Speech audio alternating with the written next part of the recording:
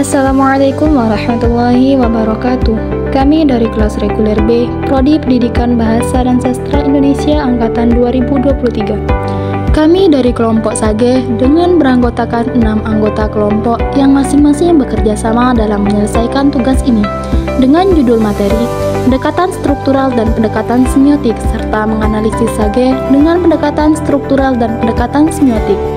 Video ini dibuat dengan tujuan untuk menyelesaikan salah satu tugas pada mata kuliah prosa fiksi dengan dosen pengampu Ibu Dr. Randa Yusrade, MPD. Sebelum masuk ke video pembahasan, izinkan kami memperkenalkan diri terlebih dahulu. Yang pertama dengan saya sendiri, Sabrina Maharani dengan NIM A1B123067. Selanjutnya ada Suci Gracella dengan NIM A1B123045. Lalu ada Yomi Kristina Sari dengan NIM A1B123048. Berikutnya ada Pratia Wulandari dengan NIM A1B123061. Lalu ada Neha Mahesya dengan NIM A1B123069. Dan yang terakhir ada Ayu Azahra dengan NIM A1B123072. Berikut penyampaian materi dari kelompok kami. Materi tentang pendekatan struktural dan pendekatan semiotik. Materi tentang pendekatan struktural. Menurut Nurgiantoro 1995, halaman 37, pendekatan struktural merupakan pendekatan yang bertujuan memaparkan secara cermat fungsi dan keterkaitan antar unsur sebuah karya sastra dan akan menunjukkan hubungan antar unsur tersebut. Menurut Jurus dalam Endasuara 2011, strukturalisme dipahami sebagai bentuk dan karya sastra merupakan suatu bentuk, sehingga strukturalisme ini dianggap sebagai formalisme modern. Kesamaan dari strukturalisme dan formalisme yaitu sama-sama mencari arti dari teks yang diteliti. Strukturalisme memiliki ide dasar dalam menolak kaum mimetik dan ekspresif. Pendekatan mimetik memandang karya sastra sebagai tiruan kenyataan. Pendekatan ekspresif memandang karya sastra sebagai ungkapan watak dan perasaan pengarang. Konsep inilah yang ditentang oleh strukturalisme. Kemudian, strukturalisme mengutamakan otonom penelitian sastra. Pendekatan ini muncul untuk melengkapi penelitian sastra yang ekspresifisme dan berbau historis. Menurut paham strukturalisme, paham ekspresifisme dan historis telah gagal dalam memahami karya sastra karena selalu mengaitkan karya sastra dengan bidang lain. Padahal karya sastra sendiri telah dibangun oleh kode-kode tertentu yang telah disepakati, sehingga memungkinkan pemahaman secara mandiri. Kemudian pendekatan struktural juga memandang bahwa memahami sebuah karya sastra dapat dilakukan dengan mengkaji struktur karya sastra itu. Karya sastra dilihat sebagai suatu yang otonom, berdiri sendiri, bebas dari pengarang, realitas maupun pembaca. Dalam penerapannya, pendekatan struktural ini memahami karya sastra secara close reading atau membaca karya sastra secara tertutup, tanpa melihat pengarangnya, realitas, dan pembaca. Analisis pemaknaan atau penelitian difokuskan pada unsur intrinsik karya sastra. Pendekatan struktural dikembangkan oleh formalis Rusia tahun 1915 sampai 1930. Latar belakang pendekatan ini, keinginan membebaskan ilmu sastra dari kumpulan ilmu-ilmu lain. Tujuan pendekatan ini adalah membongkar dan memaparkan secermat, seteliti, semendetail, dan sedalam-dalamnya keterkaitan dan keterjalinan semua unsur dan aspek karya sastra yang bersama-sama menghasilkan maksud yang menyeluruh. Dengan kata lain, keutuhan pemaknaan karya sastra dapat dipahami melalui unsur intrinsik tanpa bergantung unsur lain, di luar keberadaan dari karya sastra itu sendiri. Pendekatan semiotik. Dalam penelitian sastra, pendekatan semiotik ini memandang sebuah karya sastra sebagai sistem tanda semion bahasa Yunani yang berarti tanda secara sistematik semiotik mempelajari tentang tanda-tanda dan lambang-lambang sebagai lambang dan proses-proses perlambangan. Pendekatan semiotik ini memandang fenomena sosial dan budaya sebagai suatu sistem tanda-tanda tersebut hadir juga dalam kehidupan sehari-hari. Untuk memahami sistem tanda tersebut diperlukan pengetahuan tentang latar belakang sosial budaya karya sastra tersebut tanpa ditulis. Lebih lanjut, tanda dan sistem dalam pendekatan terdiri dari dua aspek, yaitu penanda, hal yang menandai sesuatu, dan petanda, referens yang diacu. Menganalisis Sage dengan judul Cium Wanara menggunakan pendekatan struktural dan pendekatan semiotik. Sinopsis Cium Wanara diawali dari Prabu Barmawijaya, Raja Sunda Galuh yang nyaris terbunuh di hutan saat berburu. Barmawijaya tidak menyadari kalau penyerangan terhadapnya adalah perbuatan Irmantara Pati Sunda Galuh, yaitu adiknya sendiri yang ingin mengambil alih tata Sunda. Barmawijaya akhirnya ditemukan dan dirawat oleh Ki Parangbumi, Nyai Kluwa, dan anaknya Dewi Pangrenyep, warga raksasa yang menjelma manusia. Untuk membalas budi, akhirnya Prabu Barmawijaya mengangkat Dewi Pangrenyep sebagai istrinya.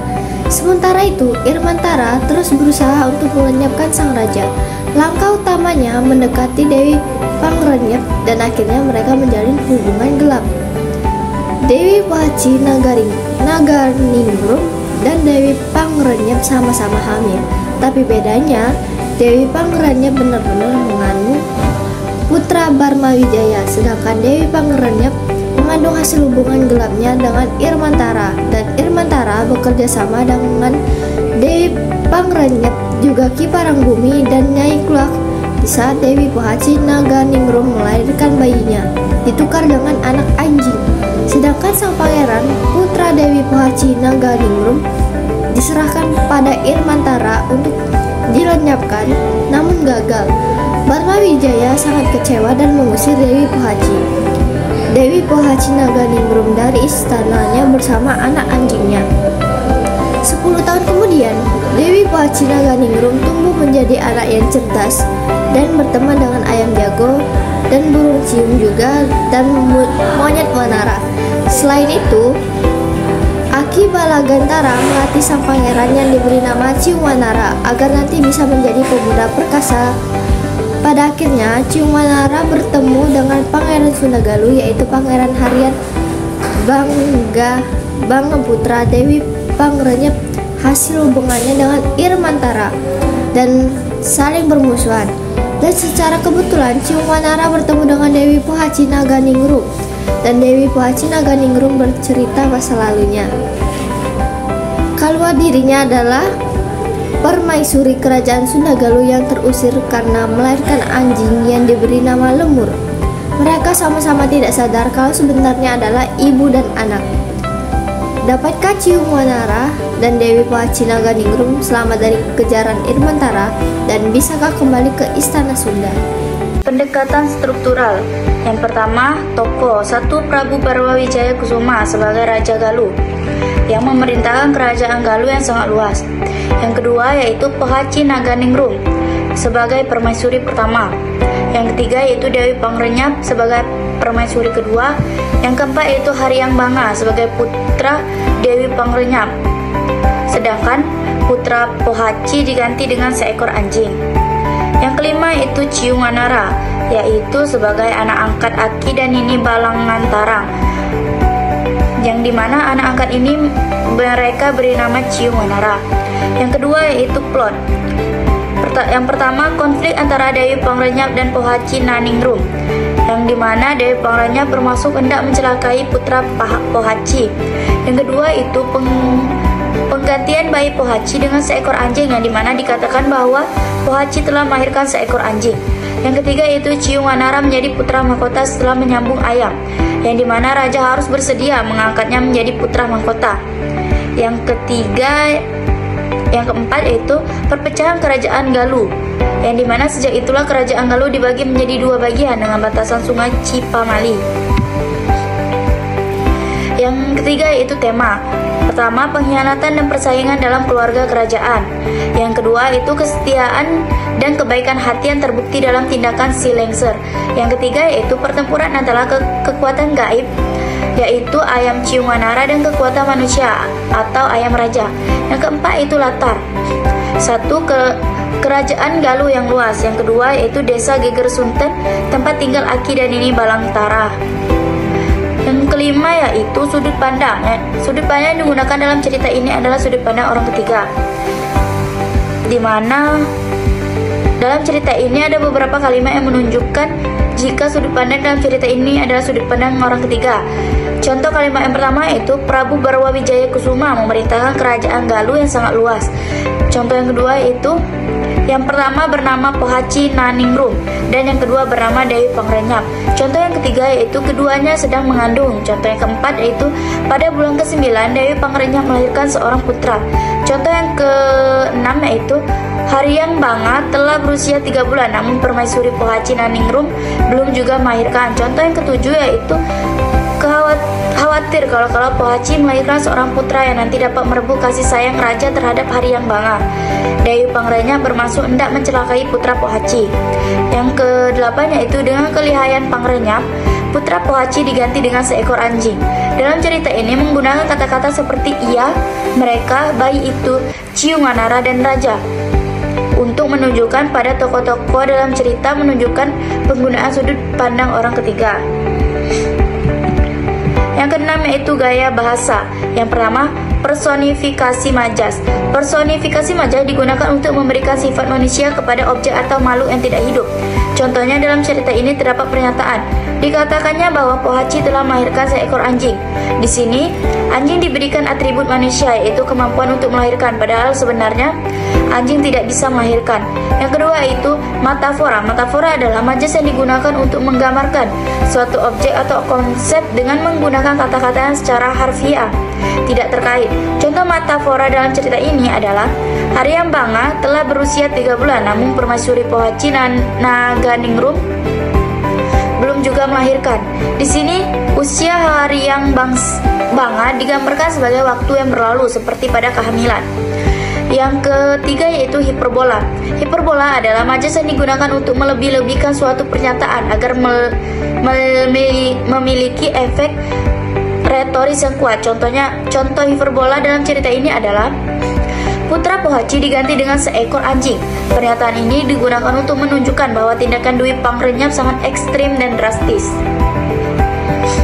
Yang ketujuh yaitu amanat. Pertama, kesetiaan dan kebaikan hati akan mendapatkan penghargaan. Amanat yang kedua yaitu keadilan dan kebijaksanaan dalam membagi kekuasaan.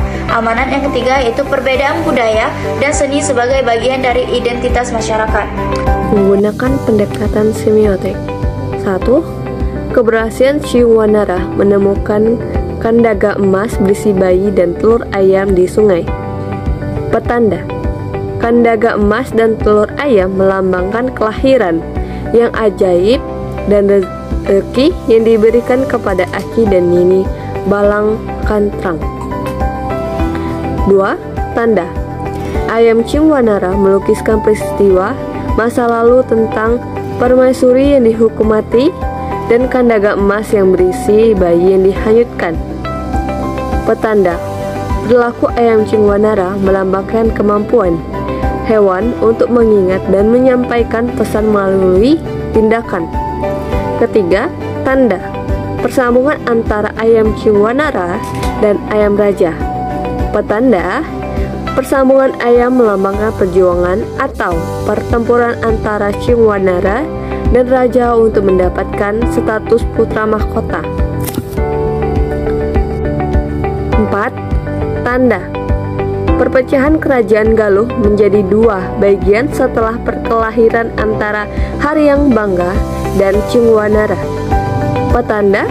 Perpecahan kerajaan melambangkan konflik atau perselisihan yang menghasilkan pembagian kekuasaan. 5. Tanda. Kegemaran penduduk di bagian barat Galuh terhadap kecapi dan patun, sementara penduduk di bagian timur Galuh menyukai wayang kulit dan tembang. Petanda.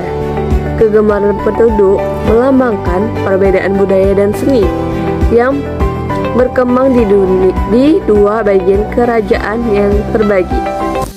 Kesimpulannya, pendekatan struktural dan pendekatan semiotik adalah dua pendekatan yang berbeda dalam menganalisis prosa fiksi. Pendekatan struktural berfokus pada struktur naratif dan elemen-elemen cerita, sementara pendekatan semiotik berfokus pada analisis tanda-tanda dan simbol-simbol yang digunakan dalam cerita. Keduanya dapat memberikan wawasan yang berharga dalam memahami dan menginterpretasikan prosa fiksi. Sekian presentasi dari kelompok kami. Bagi kelompok yang ingin bertanya, silahkan kirim di kolom komentar. Kurang dan lebih kami mohon maaf. Atas perhatiannya kami ucapkan terima kasih. Wassalamualaikum warahmatullahi wabarakatuh.